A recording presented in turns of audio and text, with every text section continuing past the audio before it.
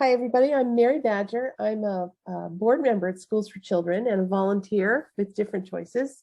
We're very excited about this project because we know how hard it is for families and for students to get information in the traditional kind of college fair world.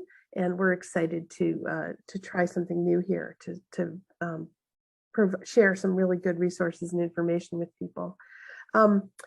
I wanted to welcome everybody and let you know just a few housekeeping issues. If you have questions, we have a Q&A function. Use that rather than chat. We won't hold it against you if you use chat, but you can use the Q&A. That'd be a little bit easier. We also, if you have any technical difficulties or you can't see something, or you can email us at support@differentchoices.org and somebody will get back to you right away.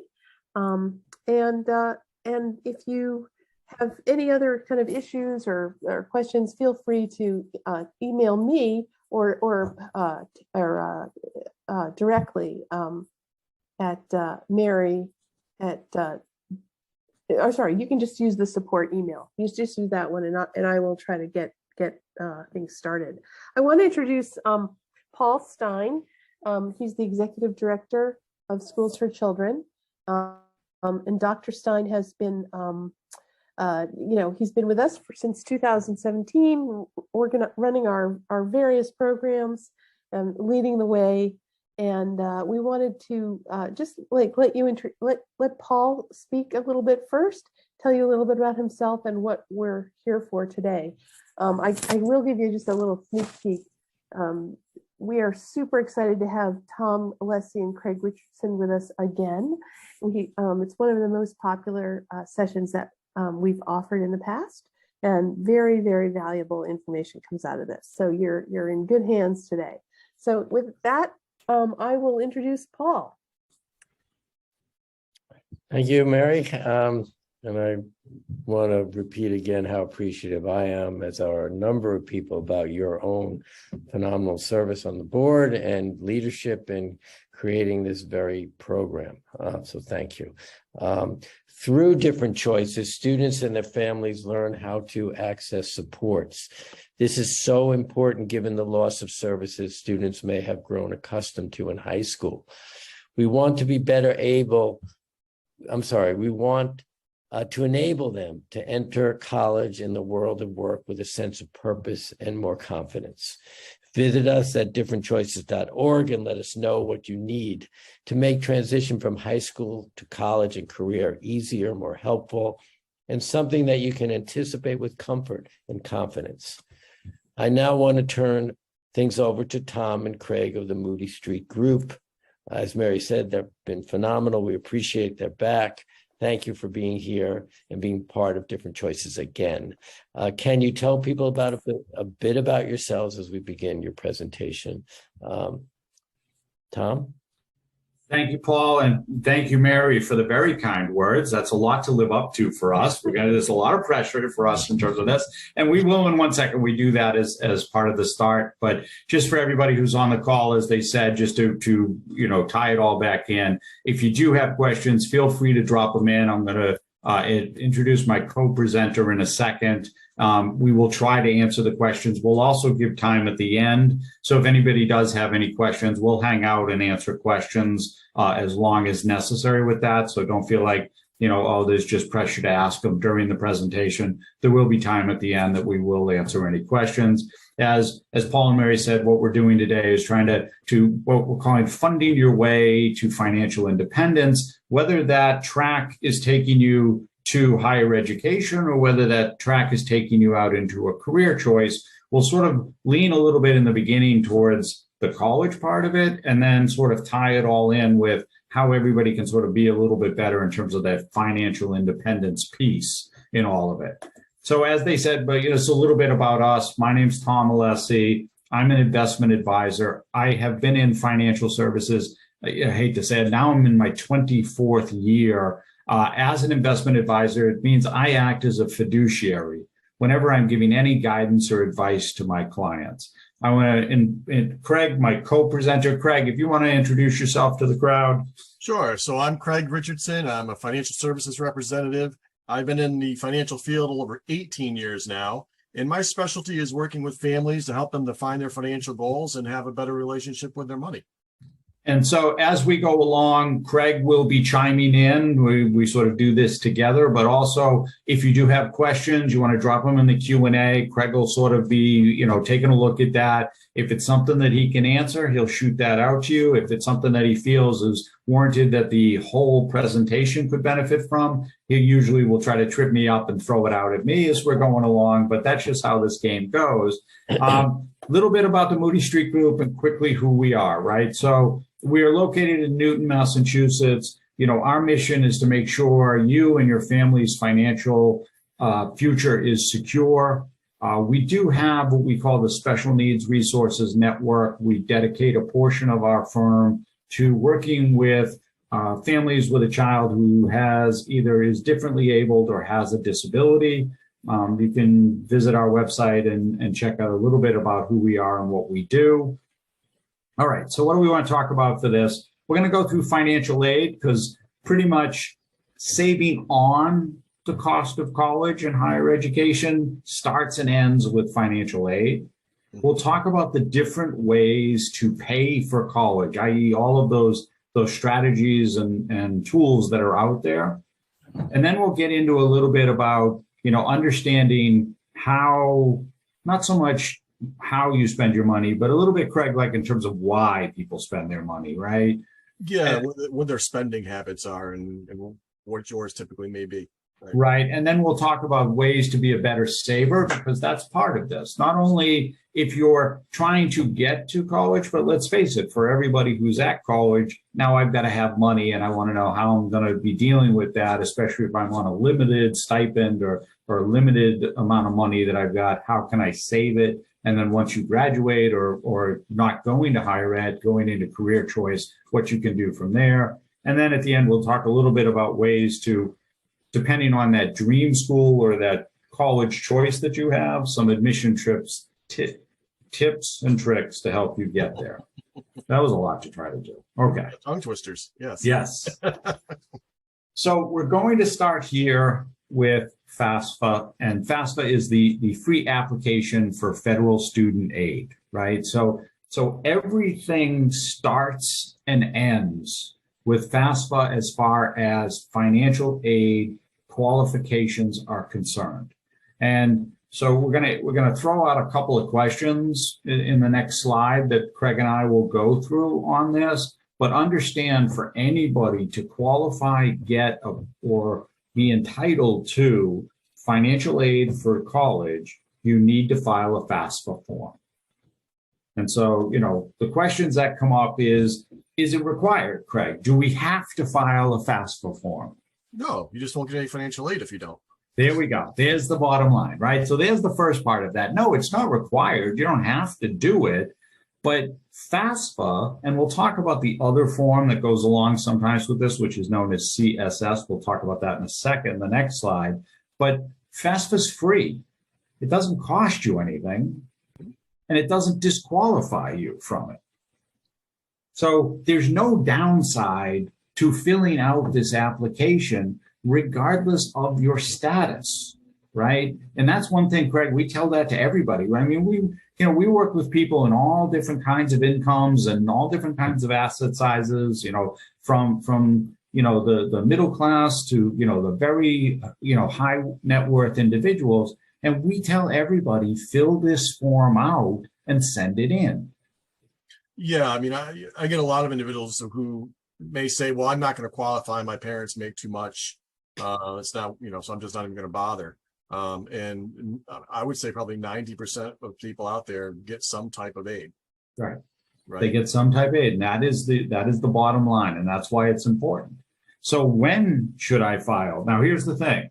The window opens, and this is perfect timing because it opens next week. It's on October 1st, right? October 1st, FAFSA opens the window, right? So, and Craig and I both have, children who were in college. God bless. I've been doing it because my kids were with exactly 4 grades apart. This is my 7th time filing it, right? So, but it's October 1st. So that's the thing. And here's the thing with the free application for federal student aid is it's a first come, first served type of arrangement. So you may be the most needy, the most qualified, the most deserving of it. But if you don't file to February, it's a limited bucket that the schools have available. They would have already doled it out.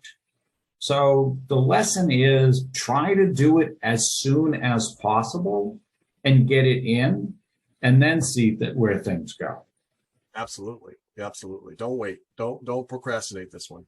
Yeah, this is something that needs to be done and done. You know, sometime it doesn't have to be done on October 1st, but certainly in the first 2 weeks of October is a good way to time it out and try to get the information in. You know, a lot of people complain about the application, the paperwork, the process, what's involved. In today's world, because everything is tied back into the IRS, the data tool retriever, that it really doesn't take that much to do it. You just push a button and it sort of connects all of that. There's a few questions you got to answer, but right, Craig, it's not that much to go through. No, it's not that complicated, really. The only thing you got to keep in mind is that you're going to be using last year's tax return.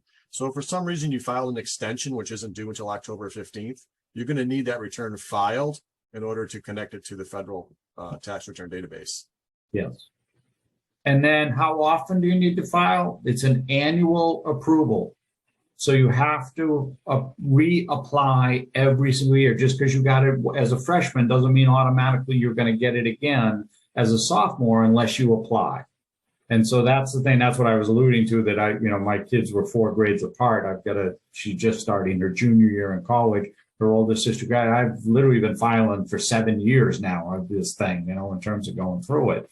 But it has to be done every year. And so that's just the thing to make the mental note on. Window opens October 1st. I want to file every year that I want to get financial aid. The most complicated thing I've found is just trying to remember my password and username. Yeah, that's a different conversation in terms of going through and setting up and putting that whole thing into filing with the FAFSA system. Yes, that is a completely different thing.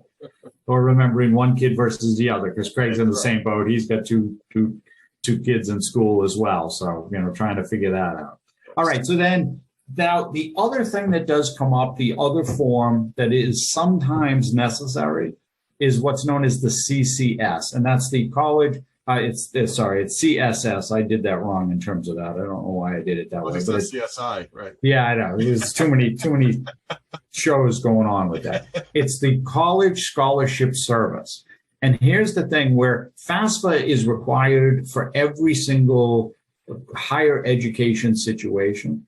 The CSS form comes into play when you're dealing mainly with a private college or university. So what will happen is public university, let's just use the example, we're here in Massachusetts, don't know where the rest of you are in terms of being on the call today. But if you were going to UMass Amherst, the flagship of the UMass university system, you would file just FAFSA. If you were going to, say, Boston College, you would be required to do a FAFSA and the CSS profile. Because it's a private institution, they're going to ask more. FAFSA asks some basic questions about, your stuff, your parents' income, assets that are there, but they don't get into too much detail. The CSS, Craig, they're going to get into a lot more detail. Yeah, I mean, the issue is when you're looking at FAFSA, they don't necessarily look at all your assets. Like they might not look at your home value. They may not look at your 401k, retirement monies you have put away. When you get into CSS, once again, it's not a state school, sponsored school, it's a private school. They're allowed to ask you more questions when they're looking to give you funding, because they may be funding from their own resources. And so they'll ask all those questions. Now, how they weight them is going to be a little bit different from school to school, but it's one of those things, if you're going after private schools, you're going to have to go through this profile. So just understand that it's not just, hey, if I was looking at just UMass, then I can just do FAFSA and I don't have to think about anything. But if I'm looking at filing, say if you're going into or looking to become a freshman next year, well, you want to have the FAFSA, and then any private schools, you just want to check with them. And more than likely, every single private college or university is also going to ask you to file that CSS. Now, here's the thing. FAFSA is free. We told you that. But the CSS form costs you money.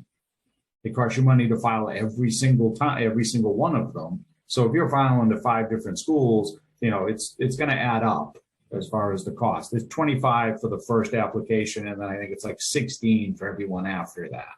Just the good news is you don't have to do this, 10 times if you're applying to 10 schools.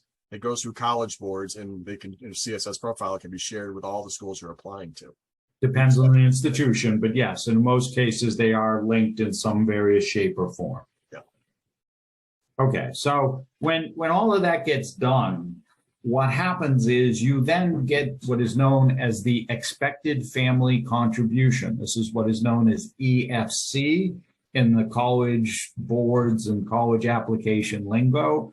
This is pretty much what you or your family is on the hook for, or what they are going to expect you to be able to put. So if the school costs X and they're giving you Y for financial aid, then whatever's left over, that becomes Z, that's what your expected family contribution is, right? So just understand that a lot of times that number isn't necessarily, Craig, like a hard number. It's something that can be sort of wiggled room to appeal, talk to sometimes, depending on the institution. Yeah, I mean, I'd say typically that's the case, right? Especially if you're applying to multiple schools and you're, a desired student. They're coming after you a little bit. The last year or two, though, we found that acceptance rates are much less than they were before. And I think that's because a lot of people took a gap year. And so there's been a lot more people applying to colleges. So there's been a little less wiggle room the last year or two. So just something else to keep in mind is why you want to be early and you want to do everything, as quickly and as sufficiently as you can. You want you're in competition with everybody else out there for this stuff. That's a good way to think of it. It's a good way to put it, and a good way for the mindset for everybody on the call to be thinking about it is you're in a competition trying to get into this institution. And so this is one way, and we'll talk about that at the end, like with some of those tips and tricks, is another way to sort of get you in line for that and going through it. Yeah, fast, but I don't know why I did that. It's just a crazy thing right there. It's a funny thing. All right, so then you have different types of aid that is given, right? So you have merit-based aid and you have need-based aid, right? And so just think of these as when you're applying, and this I think, Craig, is one of those when we talk about need-based, right? A lot of times that's where that conversation is, either my parents have too much or they make too much, so I'm not going to, qualify for anything, so why am I applying? Right. But depending on where you're applying to, you may feel that way, but everybody else applying, might be, I don't know what would we say now, like a Gates or a Buffett or somebody like that, right? I was going to say Rockefeller, but I think that's way too old for folks to be thinking about in terms of, who's applying. Well, the other thing too is just because your parents have money doesn't necessarily mean they're funding your education. Everybody's situation is different. So is it a matter of, are you a dependent of theirs or are you independent? And how are you filing? So everybody's situation is unique and you shouldn't stop from doing FAFSA just because. Worst case scenario is they say no, and you're no worse off shape than you were when you started. Right. And one of the things we'll say with merit-based, right? So merit-based, they're definitely awarded, you'll see those, they're academic, they're athletic, in terms of some of the rewards there that come. But there are scholarships that are available, for a wide variety of ranges and offers that a lot of times, Greg, they don't get taken. Oh my God, so much money left on the table. And I'll tell you that the hurdle that people have is just you have to apply for them. Right. And then you usually have to write an essay. But I can tell you that your essay, regardless of what your other academics look like or other merit things look like, is another opportunity to sell yourself. It's another opportunity to convince somebody why they want you in their school. So absolutely, why are you leaving all this money on the table if you need it? Go out there and there's lots of opportunities to get even small scholarships, $200-300 here, $500 there, and they add up. Yes. Yeah, and some of that is, and we'll talk about it when we get into the whole savings and spending thing, might just be the money that you've got that's available for you as extra spending cash, not necessarily paying down the cost of the institution, but it's money now that you're able to use or have for your own spending needs and purposes. So if you take nothing else away from this, the 2 points there are, but it absolutely apply for FAFSA if you're going to higher education. And the other is, search out, look for, go to guidance. They'll help you to find the scholarships that would be available to you and apply. Because again, money doesn't get, it gets left out there too often. Yeah, it just gets left on the table. Yep. All right. So just, covering, and this is just sort of going through some of the basics here with how financial need is determined by the school, right? So they look at it and say, okay, what's the cost of attending, right? So when we say cost of attending, that means everything, right? So that's room, board, books, food, everything that goes into it, fees, tuition, because that's one of the things that the fees are a funny thing, right? So a lot of times tuition is not that expensive, but the fees that get added on suddenly are, $10,000 worth of fees on this, very small tuition bill that I got here. Well, that's why you gotta be careful when you get acceptance. Like, oh, you're tuition free. Okay, but what's the rest I got to pay for? Right. Whereas everything else, or, hey, we're going to give you a discount, 70% off tuition, but no, you got to pay all the fees. So yes, that's something to be thinking. We'll talk about that in the next slide as going through that, and then looking at the family contributions and what the family is able to contribute, or what they are perceiving that the family is able to contribute. And that leaves what's left, right? And so that's really where this comes in. And like we said, one of the things that trips up, especially here, again, don't know where everybody is on the call here, but for us up here in the Northeast and Massachusetts specifically, with the CSS form, it takes equity in your property into the equation. And, there's a lot of equity in the properties up here. So what happens is you might not have a lot of income, but you got a lot of equity in the property. They're not going to give you a lot of financial aid then because of that. Not rich, but cash poor. Right. Yes. But as far as they're concerned, that could be an equity line of credit or a HELOC or something like that, so you got to be watchful in terms of how those numbers are coming to you. And, that's the thing. And as Craig said, it's one of those, being very clear and looking at it and going through and figuring out exactly what those numbers are and what they mean to you based on the offer that you're getting. And for a lot of people, it might be, gee, I got accepted someplace, I'm very excited, I'm going. It doesn't matter where it is, right? But if you can have more than one, certainly offer, as Craig said, it's a flip side here. If you're somebody who's a valuable student to them or somebody that they would want to acquire and have in their student base, then suddenly now you've got a little leverage. They don't have the leverage you do. Yeah. The other thing that's going on today because of the way college costs keep going up is you got to look at what we call return on investment now, right? What's the career choice you're going after? What's the salary range you'd be in when you got out? And what are you paying for in education to get there? So it's not, so there's something just to be considered when you're paying $160,000 for 4 years of school. What's the career choice you're going to have on the other side of that? And is that school going to put you in a better position to be in your career choice? Right. And we're not bringing up in this one, as Craig just mentioned to it, because I know a lot of times when we do these or we talk to people on it, or if you've sat through any of them, what you get seen or told is these huge numbers in terms of the cost of college education. And it is. I mean, there are, I think it's somewhere north of 250 universities out there right now that have higher than a $60,000 a year tuition. Yep. Right. And, that's private, versus public or state university or college. So just understand, yes, we know 4 years is a lot, but as we're talking about, filing FAFSA can go a long way to slicing some of that off or eliminating a good portion of it. Yeah, absolutely. I'm just saying there's lots of choices out there, especially if Oh, it's yeah. first generation in school, lots of different choices and lots of ways to get there.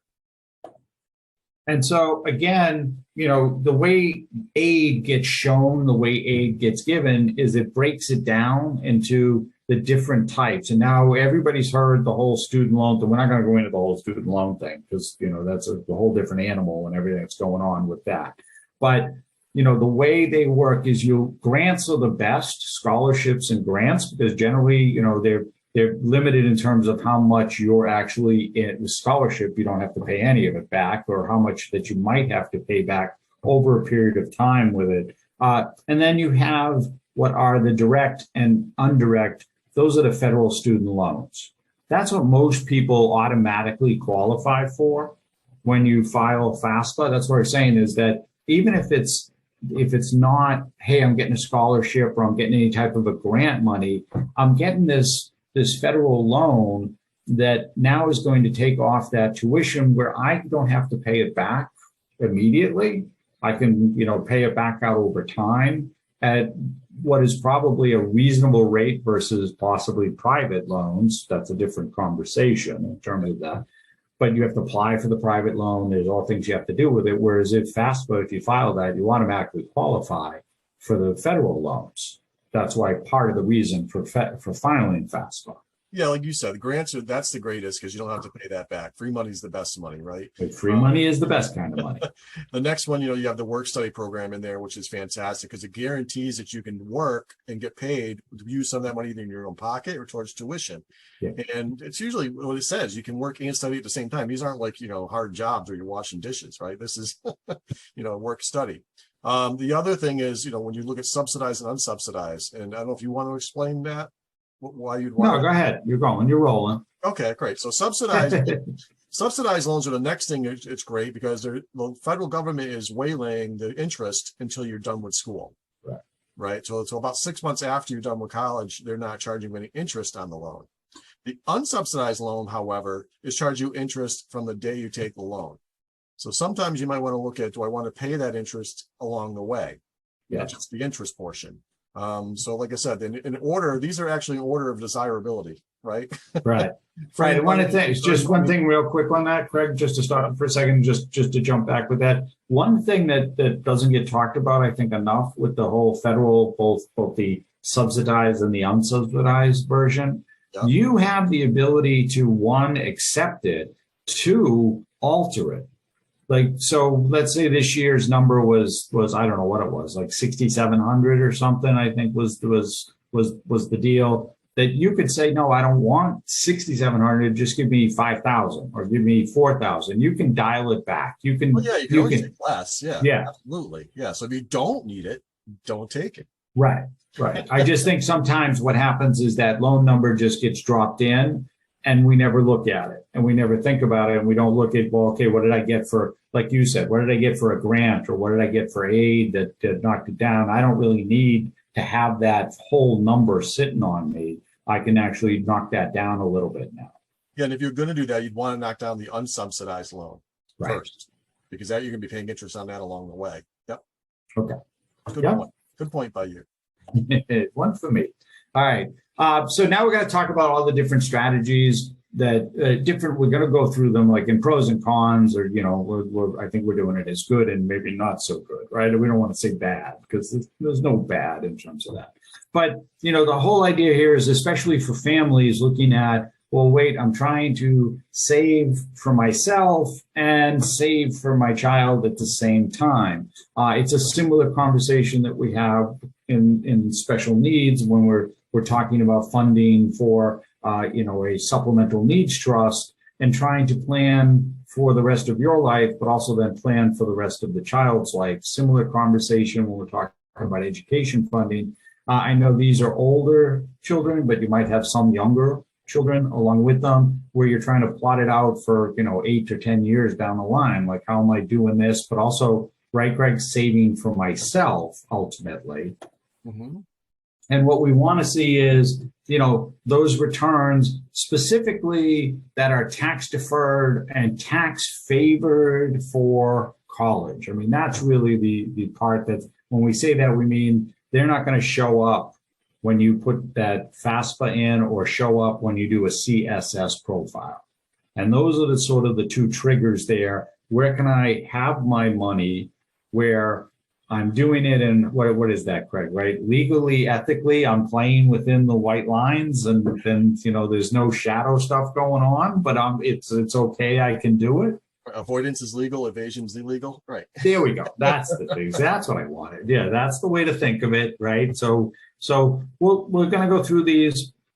So the good, when we talk about this, like we said, for college funding purposes, we're saying good and not so good, right? We don't mean bad. It's just not so good because they may not have the same favorable treatment, but putting some savings or at least having money set aside is better than not having any money set aside, right? So the good 529 plans, right? So we'll go through each one of these individually, just talk about them real quick. You know, so 529 plans, they have become the standard for college savings today. They are just, you know, a little bit over 20 years old. They haven't been around all that long. They were launched really in the end of the 1990s, but they really didn't hit the books until like 2001, 2002. So it's just been about 20 years, but they have been the predominant savings vehicle. The money that goes into a 529, depending on where you live, can be pre-taxed to a certain limit, but the growth is tax-free if the funds are pulled out and used for college, higher education. Yep. And that higher education is a broad defining basket. It's getting more and more as far as that.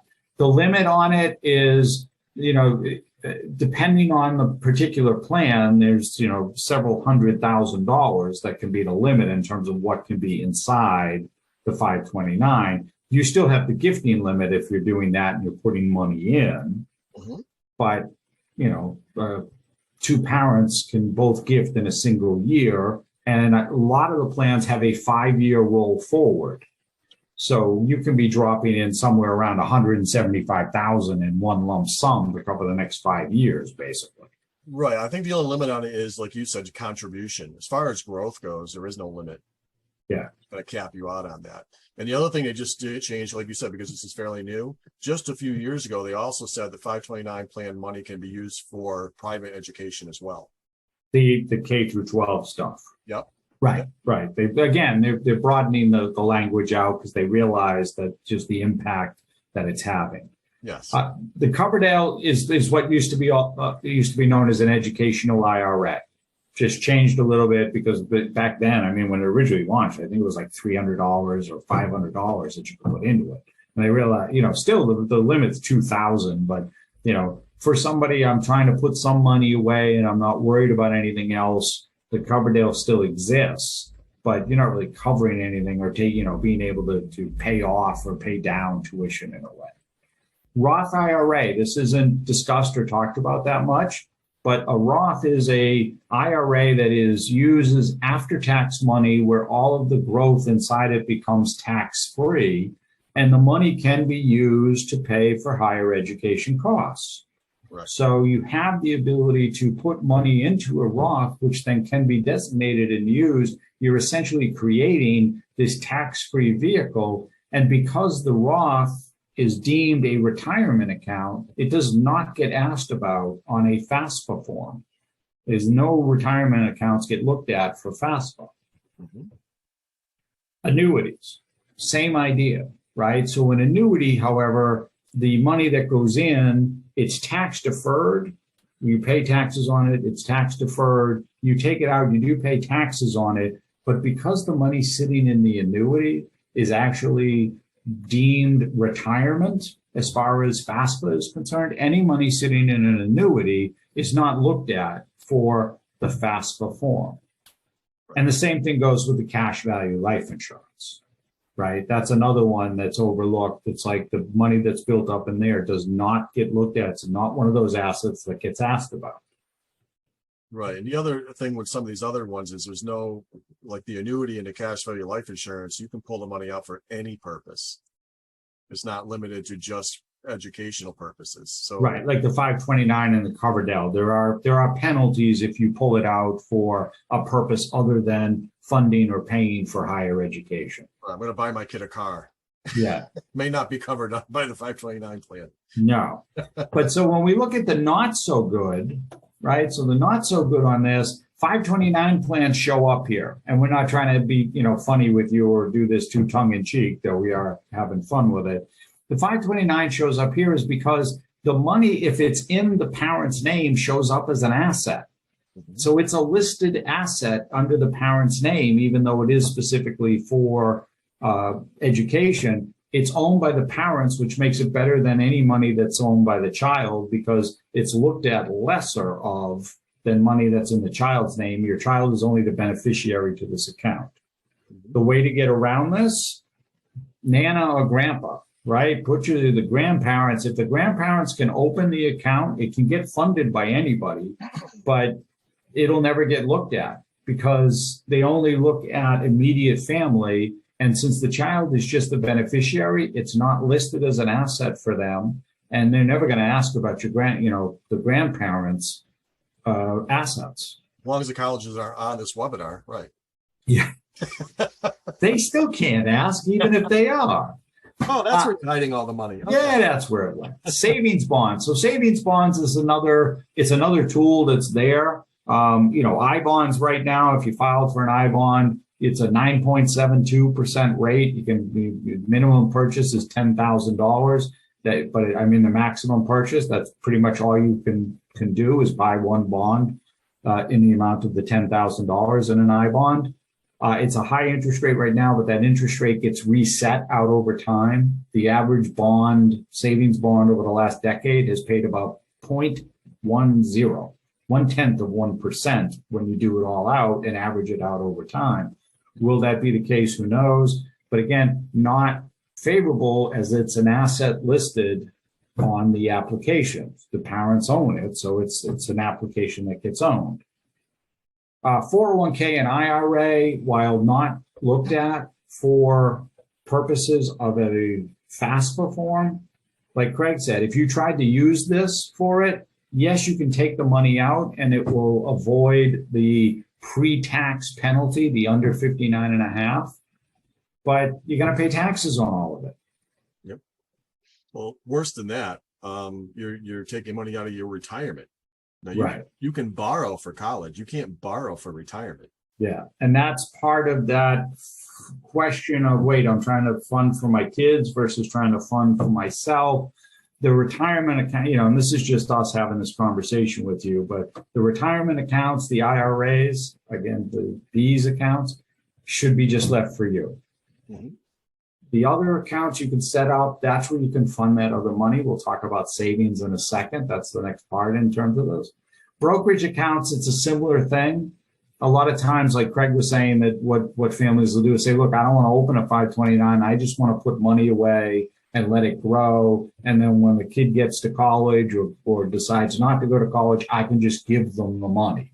And that's fine. There's nothing wrong with it. Like I said, it's not that it's bad. It's just, it's in your name, it's an asset, and it becomes that, well, I've got to list it, which means I can lower my ability to have financial aid with that. Well, the other thing is you don't get tax deferred or tax-free withdrawals. You have to pay tax along with brokerage accounts as they make money. Right. Depending on whether it's short or long term. Right. Yeah, and the same thing happens with municipal bonds. They fall in the same category. I mean, it is tax-free, but it's an asset. And one of the things, depending on the age of the parents and what comes, some of that distribution can trigger later on situations with Medicare surcharges and that type of thing. So municipal bonds are okay. They're just not as good as all the things that are listed on the good side. Right. All right. So let's talk a little bit about, now you're trying to save for this, or I'm trying to put it into these accounts, and one of the things that Craig and I, we start with everybody on is that you really can't save until you know what you are spending. And when we say this from the point of view is that we're never going to tell anybody how or where to spend your money.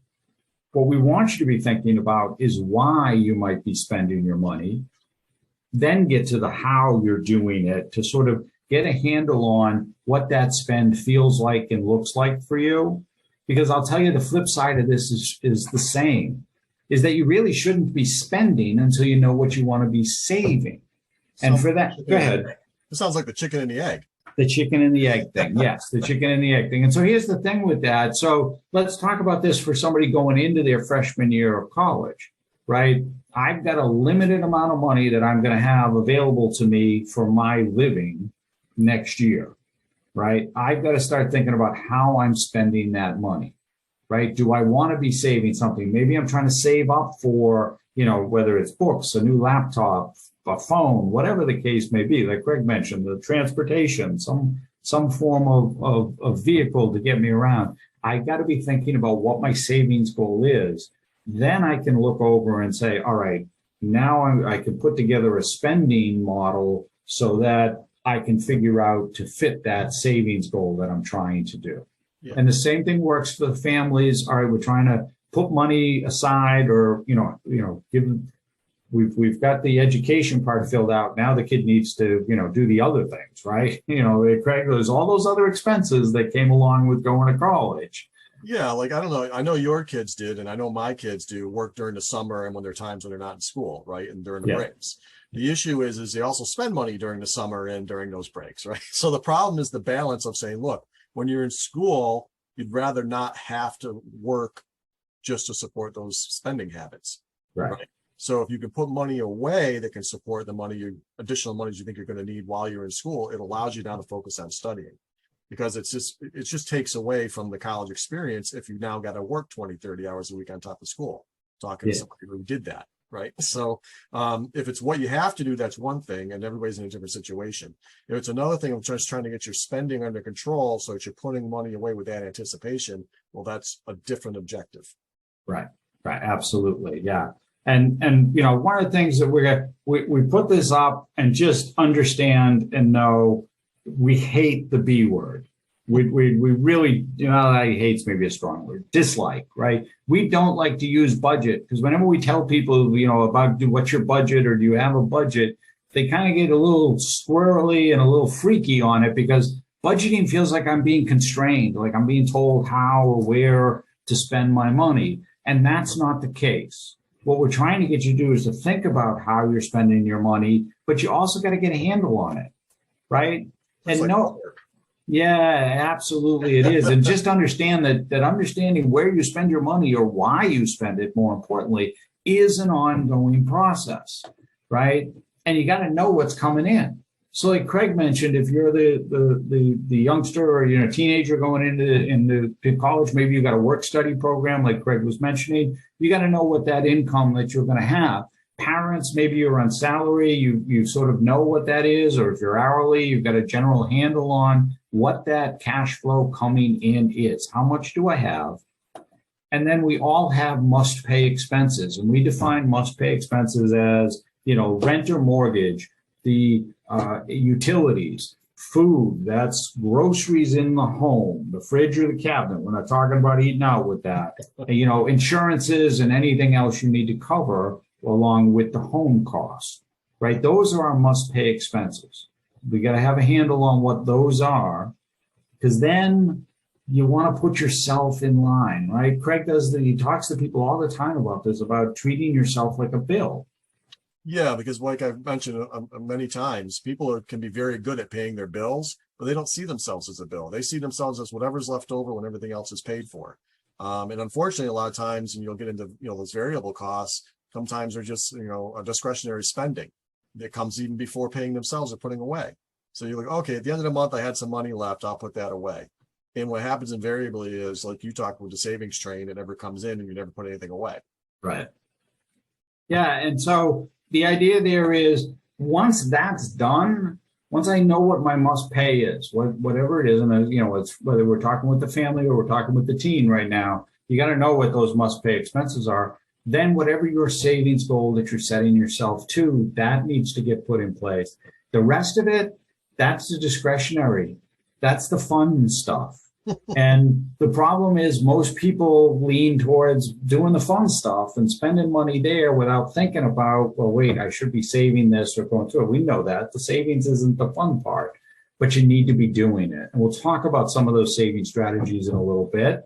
But that's the idea here, is that you need to be setting that up and making sure that you're in the process for any time you have money coming in or going out. Right, but that doesn't include incidentals, right? Like if I'm going to buy a coffee, I don't have to track that. Oh boy. Yes, you do. Right. Absolutely. Those. Or I'm just having a beer with my friends. I don't need to track that, do I? Yeah, that's the biggest thing, right? It's money that just flows out. Like that's the problem with the budget. When, to be honest with you, whenever we sit down with people, say, "Oh yeah, I have a budget." Okay, that's great. So tell me about these expenses over here that that didn't fall into that, or we just stopped by and you got a latte. Is that in the budget someplace? No. And so it's that's why we don't like to use the budgeting concept, because it's not so much about that. It's about where or how you spend your money.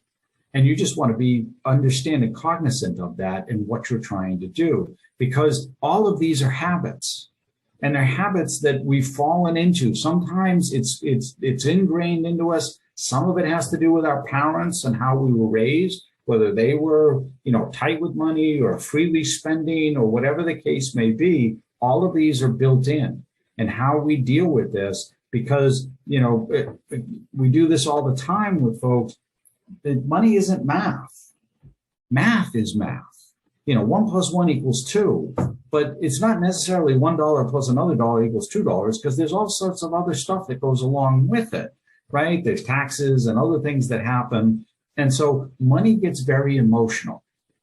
And that's part of it, Craig, right? Taking that and putting that emotion in check. Yeah, it's not just about what you're spending, it's about why you're spending, right? When we talk about when you spend money, is that action giving you some kind of joy or some kind of reward back? Right. Right. And sometimes when we look at, especially the incidental spending that we said, well, I don't have to track that, right? We find that it adds up to a lot more than we thought, and we didn't get out of it what we were hoping. And that's where, like I said, it's not about telling you where to spend your money. It's making sure you're cognizant of what you're spending your money on and whether you're getting out of that what you want. Right. And the why you're doing it. Because I think that becomes part, that's how most people get themselves into trouble, is they're not understanding the why. And we'll talk about it in a second with the steps to being a better saver, right? One of the things we do, we just want to bring this up as far as setting goals, right? So we're having fun. Again, we're in Massachusetts, so that's the wicked smart thing, right? So, but whenever you're setting goals, and so whether we're talking about financial goals, whether you're talking about personal goals, professional goals, whatever the goal might be, just always want to remember being smart, right? That it's specific. You can't have it be just this open-ended thing that's like, like a lot of people that start of the new year, right? The resolution is like, I want to lose weight. That's just too open, right? It's got to be measurable. It's got to be, I want to lose 10 pounds, or I want to lose, 15 pounds, or whatever the number is. And it has to be attainable, which means it can't be like, hey, I want to drop 40 pounds, next week type of thing. You can't have it be that way. But it also has to be relevant to you. It's got to matter. It's got to be personal. It's got to be something that's going to trigger you, because otherwise you're just not going to stick to it. And that's why most people run out of steam with their goals or resolutions that they set at the new year, because it's not truly relevant to them, and it doesn't keep them motivated to complete it or to get, what is it, like February 8th or something, or Valentine's, something like that. It's like February, like most people have broken their resolutions. Well, because Valentine's Day kills it because of all the chocolate. Right? The chocolate, right. Well, that's just a lose weight thing. Maybe your goal was to eat more chocolate, then you would have been fine. Well, that's always my goal. Yes. And it's got to be time-based, right? So timing is important as well. And it's one of those things to say, okay, I'm going to do, I'm going to lose 10 pounds in the next 6 months, and then break them down into smaller goals to go from there. But just think of that as far as whenever you're doing any goal setting is I will, do this by X, I'm making progress because I've hit X marker in the timeline to do it. So those are just the steps when you're talking about putting goals in place. The other thing to keep in mind too, Tom, when you're looking at goals, is don't think about the motivation that creates it, because motivation is emotional. It doesn't last that long. Right. Think about the purpose. What's the purpose behind why you want to change it? If you're losing weight, it may be because you want to be healthier. Well, why do you want to be healthier? What's the bigger reason?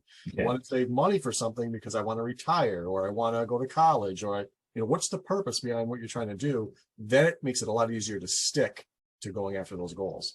Absolutely. Yeah, it's a good point, and going through that. So we're going to talk about the quick, just 5 steps to saving money, right? To being a better saver, if you will. As Craig mentioned, tracking, right? So it's wonderful to be like, oh, I've got, what we get from the younger generation, I've got an app for that, right? Or I've got this tool or that tool, but we don't track every time we spend money.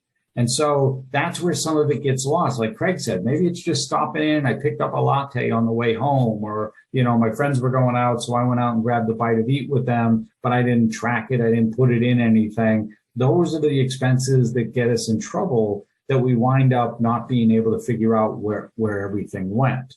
I'm going to do the buckets in the next slide, so I'll talk about that. That's more of once you start saving, where to be putting those monies that you are saving. Reduce your spending. For us, we use the analogy of the pandemic. So 2020 specifically, right? Everything shut down. You probably didn't spend as much money in 2020 as you had in 2019 because you couldn't. You couldn't do all that discretionary, all that fun stuff. And so for a lot of people, the savings account balance actually increased a little bit as far as 2020 was concerned, because you couldn't do a lot of the stuff. Now we know, now everybody wants to get back out. Everybody's trying to do everything they can make up for time. But if you can go back and think about, we didn't really go out as much. We stayed home and cooked, and we did this and we did that instead, that you can, get down and realize that, hey, I'm curtailing some of that spending that I was doing. Mm-hmm. If I was trying to save towards something, right? We already talked about treating yourself like a bill. And then the last one there is, it's sort of along the lines of the SMART thinking. Like Craig said, that end goal, whatever that is, what the important point to it, what the outcome, the desire, but setting smaller goals along the way. Let's say the goal was, hey, I want to have $1,000 in the bank by the end of the year, right? So that's during the fourth quarter. And whether that's a reasonable goal for you or not, that depends on you, but you would do it and say, well, that means I need to at least look at putting X amount away every single paycheck, that if I have that coming in, right? And then I can look at where I am at the end of October, and am I on that goal, or do I need to reassess now and change it so I can up the contribution or the amount to get me to the goal, which was the $1,000. So you start making traction, right? You start having progression, and it becomes a habit, like you said. You turn it into a habit. But you did forget one of the best steps to saving more money, though. Move somewhere where Amazon doesn't deliver. Yeah. I don't think that exists anymore, unfortunately. No. Yes, the virtual button will get you money. Yeah, we know that they're still getting delivered everywhere in terms of that. So that's a different conversation that gets into the whole debt, and it's a different track in terms of that when we talk about it. But let's go through the buckets real quick. So when you think of this and think about money is going to be saved, right? So now we're talking about saving money. If we're a student and we're looking at, okay, I've got some money, I want to make sure that I have money set aside in case something unforeseen happens. What's known as an emergency reserve, what's known as a rainy day fund, whatever you want to call it. But that is bucket number one, right? That's bucket number one. For families, absolutely, there needs to be this emergency reserve bucket. And when we say emergency reserve, a lot of times our industry usually talks about 3 to 6 months of expenses, Craig. That's correct. Yep. Expenses. Yep. We know that right now, depending on your situation, maybe that's that number that's way out there to say, well, wait, I couldn't put that away. We, coming out of the pandemic, our number is about 6 to 8 weeks of expenses. But they should be fixed expenses. For a student, this might be just, look, I want to have at least $250 or $300 set aside an account in case there's an emergency that pops up, right? This should be in a separate account. This should be probably in like a CD or a money market, something that it's going to take a little bit of effort to get to, that you just can't access it with an ATM card or a check and get to, because it should be there only for if purposes of the emergency happens. The car dies, the fridge goes out, whatever the case may be, and now I've got to do something with that. So that's the emergency reserve. Bucket number two, let's think of this as midterm. Like, so I'm saving up for something, like Craig mentioned, maybe it was something I was trying to do, maybe it's a family vacation, whatever the case may be, but it's not long term. Its timeline is maybe outwards to about 5 years or so. You know, so a lot of times this might be, okay, I'm putting money aside. I'm looking to either, you know, buy a new car so I'm trying to get the down payment, or, you know, like I said, the family vacation, things like that. I've got, you know, money going into that bucket. We're saying we need to wrap up. No time for questions. Yeah.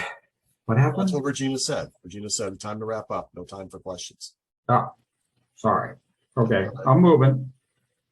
I don't know what happened. I lost my button there. Freaked you out. Then there's a long term, Yes. right? In a long-term bucket. I don't know what happened there. I lost the cursor in terms of going through that. So, but anyway, long-term bucket is down the road, 15 to you know 10 plus years out. This is education for a young child or retirement for a family. All right, I'm moving on. All right, so ethical ways to get into the school of your dreams. Demonstrate an interest in the school. Take the SAT, right? Absolutely do that. Apply to a broad range of schools, not just say one or two narrow focus. You know, look at different options, especially options that are outside your, like it's like a 200-mile ring, Craig, in terms of doing that, because you're more likely to be accepted. Yeah, you know, not in the immediate area. They like diversity, right? Diversity, right? Be involved at school, some organization or club. You know, whatever you do, don't do anything crazy on social media because everybody sees it. So hopefully you've had that lesson and been told that. Make sure you involve your parents in your decision making, figuring out what makes sense for you. Write a strong personal statement and get organized. That means all of those, like Craig said, all those college boards and having everything so you're applying on time when everything is in as needed. Yep. All right, that ends our presentation. This gets us to, this is what we do. We try to have everybody see a clear vision of the road ahead. We do that through what we call the roadmap to financial awesomeness. Because you are here on the presentation with us, we make this offer available to everybody. There's no cost or charge for this. We do this simply because you were on today with us. It's a visual tool which shows you everywhere, all the stuff that you have in a visual format. And we make available, we'll go through it with you and try to figure out what makes sense for you and what you're doing. All you got to do is type yes into the chat box. So Craig, you got your scheduler. It's already there. I just dropped it. So is it in the chat box or the Q&A? It's in the chat box. I will also put it in the Q&A as well. So you can just copy that and paste it or click on it and you can set up a time. It's a calendar for us. You can just pick the best time that's available to you. We also have a book that's available. You can send us an email. Craig, if you want to drop your email into the chat box, you can just reach out to us. We'll send it to you. It's the Save Thousands on the Cost of a College Education, sort of a wrap up, and it talks a lot about the information that we did in today's presentation. This is Craig and I in our contact information, but also in our more formal attire. I don't know where the rest of you are in the universe, but yes, those are TB12 jerseys with the Patriots. We do have Mac Jones ones. We just haven't gotten our picture taken yet. And that's everything. So open it up at this point for questions. I know there was something there about Q&A, and if we went a little bit longer, I do apologize. We were trying to cover everything possible. Thanks, Tom and Craig. Really appreciate it. It was full of good information there. I'm not seeing any questions. I want to give people just a quick chance if they have any questions to slip those into the Q&A or the chat if you want. But maybe are there any apps or tools or things that you can recommend to help keep track of what you spend? That, I mean, I'm wondering, because that seems like a really important thing, and I'm wondering if you have thoughts about that. It's so individual, Mary, that a lot of it just becomes the part. I know there's different ones that are available, like Mint and others that are out there, but it all comes down to you as the individual, you as the person, and are you going to be dedicated enough to remember that every time you spend something, you're logging it if it didn't show up. A lot of times we can tie our debit cards and our credit cards back into those apps. But sometimes, like Craig said, if I'm just spending money, like I just happen to have, God bless, we don't use paper money anymore. But if I'm spending paper money, if I don't remember to put it into the app, then it becomes another one of those like, well, okay, then it went someplace and I never got to track it. And I didn't know what happened. So there are a lot of them out there and they're very good as far as that's concerned, but it still takes the dedication to make sure you're staying on top of everything. And if they'll link all of your accounts, because if they don't, then you got to spend the time and doing that. And that's what throws most people when they're trying to use them, is there's a lot of data and input that they have to do. Great. The other thing I would suggest is start, I know this is old school, but start with a notepad. Make it tangible, write stuff down. Like it's easy to go, oh, well, the app didn't track this or the app didn't track that, and you got something else to blame because the app didn't work. If you don't write it down, there's no one to blame but you, unless your pen broke or your pencil ran out of lead. Yeah, now you're getting real old school with a pencil. But no, there is science behind this. So just so we know in the crowd, it's just not two old guys talking to you here, is that there is this tangent psychological, that if you write something down, the brain is acknowledging it. And we do this a lot when we talk about debt and reducing debt, because there's this whole process of, did I really need to buy this? Did I really need to spend the money on this particular item? And by doing that and having us notate it or write it down, it actually caused that little bit of a delay to say, wait a minute, is it really worth it to me to be spending the money for that thing? Great. And did I need that thing, or did I just want it? Great. Okay, we had a question in the Q&A, but I think it's been answered, which was really just about how to schedule the a meeting, and that now is there if everyone wants to see that. Thank you so much, Tom and Craig, again, really appreciate it. And thank you to our technical support, Aram and Regina, who I forgot to mention at the beginning, but thank you. And thanks everybody for attending. We are going to wrap up this session. Stay tuned for your emails. We're going to have a survey, and any suggestions you have would be really valuable to us as we start to plan the next round of different choices and what the topics will be. So we would be grateful for your feedback. If you haven't popped into the fair, the exhibitor hall, I think it's probably done by now. So I'm sorry to say, but thank you all for coming.